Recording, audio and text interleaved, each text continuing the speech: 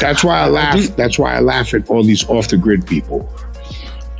I get that you're not in society, but if you're online and you're telling me you're off the grid, then you're not really off the grid.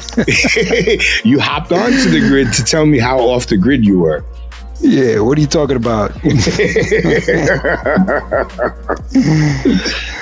Oh man, no, it is what it is, bro. I do think, and by the way, the Techno-Feudalism, it's actually a book by Yanis Varkovsky. Hope I'm pronouncing his last name right, but you can check him out online, folks. He's worth listening to. He definitely explains the dynamic, because right now, if you do want to make money, you do have to use the median, and that median is the internet. And who controls the internet? All the tech PayPal mafia dudes. So, and you know who started what started the internet? Your fucking tax dollars. Yeah, of course. We financed it. We financed it. I remember not the first time I ever heard about the internet, but the first time I ever really learned anything about the internet. A Navy recruiter came to Lehman High School, and they were trying to get us, because, at that point, tech was the big thing. Computers were just getting big. Cell phones were becoming popular. And he explained to us how the Navy had CDs years before they became a public form of media, and that they had the internet. I don't want to say decades, but at least 10 years before it ever became public, they were using an intranet to communicate between bases all over the world. Well, I do, if I'm correct, how it works is, technology-wise, the military will get the technology first. They will work with it to make sure it's secure, that we can't jailbreak or do certain things to it. And then they'll push it out to the public in maybe 7 years. But the technology is always going to the military first, not our. Well, it's not even that it goes to the military first. It's just that most major technology is R&D by the government. Yeah. The military testing it is a facet of it, but your tax dollars are being used constantly to fund research that in most cases doesn't pan out. But there's no way that we discover the internet if we're not working on communication projects for years before that lucky fucker one day figures out how to assign IP addresses and communicate through them. Right? Mm-hmm. And that was the problem. That's the major, to me, above all, the one thing that they really fucked over was research. Whether it be research into communications, biotech, cancer fucking fighting drugs, right? It's like, I understand wanting to save money, and I understand people's angst when they look at things like the national debt. But a lot of the money that they cut off was being used to better the lives of the people whose money was being used. Right. Going after colleges is insane. I mean, I get that they are not the biggest fans of academia, but it's not my fault, and it's not academia's fault, that the more learned a person becomes, the less and less right wing they tend to be. Unless you get your J.D. Vances. Most Republicans with Ivy League degrees are politicians. Right? Those are the ones who went to school and they lack the empathy or the apathy to be normal human beings. So they go into this line of work, a politician, where even though they've learned and they understand the things that they're doing wrong, that lack of empathy and apathy allows them to do these things. Yeah, I definitely see that as a thing.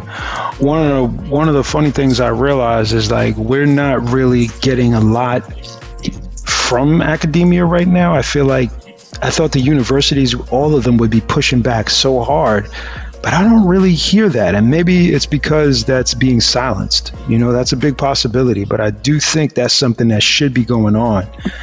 And I'm surprised. Like I said, I'm surprised I don't hear more of it in the open waves. I really don't hear it on the airwaves that much. I think part of why you're not hearing about it is because academia over the last couple of years has been beaten to shit over this anti-Semitism thing.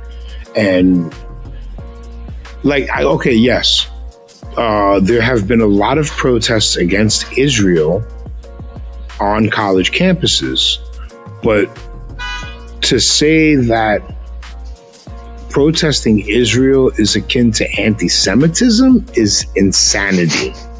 That's like me saying protesting against the American government means that you're okay with the genocide of the Native Americans.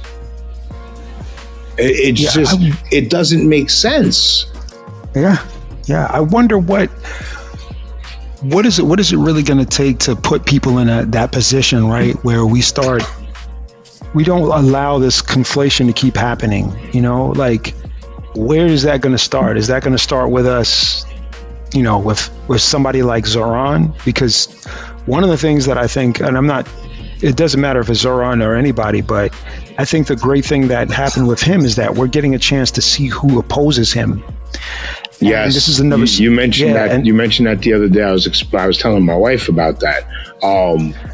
I thought, obviously we spoke about it, and then I thought about what you said, and I'm like, that makes a lot of sense. That's like, he's going to expose the people who actually want the status quo. Right. So now you ask yourself, like, what do we do at that point? So you look at somebody like, Teal and all these other guys, and you say to yourself, like, wait a second, like, I don't want this dude running the world. I don't need this person doing that. You look at somebody like Lisa Murkowski and you go, nah, I don't want this person in the office. I don't need that. You know what we do? What action has to take place? What you convinced me of. Shame, right? Publicly shame them. And then you got to vote.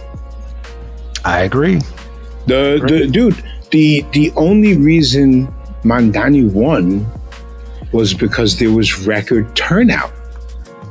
The only reason Obama won was because there was record turnout.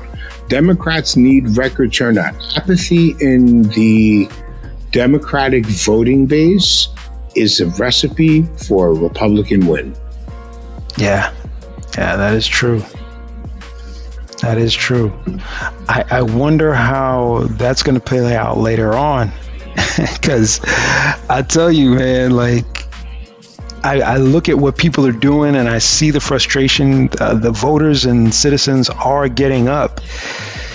I just hope that people have that courage, going back to that courage. And by the way, I got the definition here. Some synonyms for courage first is mettle, spirit, resolution, tenacity. I don't know about that. Well, I guess tenacity.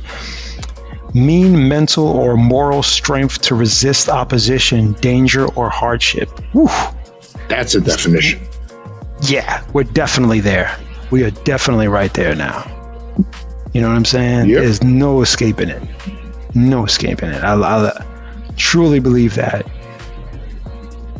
Man. I mean, courage is something that is difficult to develop, and it's something you've got to want, right?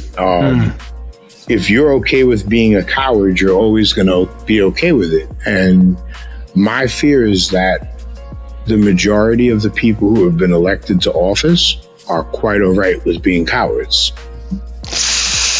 Yeah. You can't argue on that, man. Can't argue with that at all. There's no getting around it. Some people are more comfortable living on their knees, man.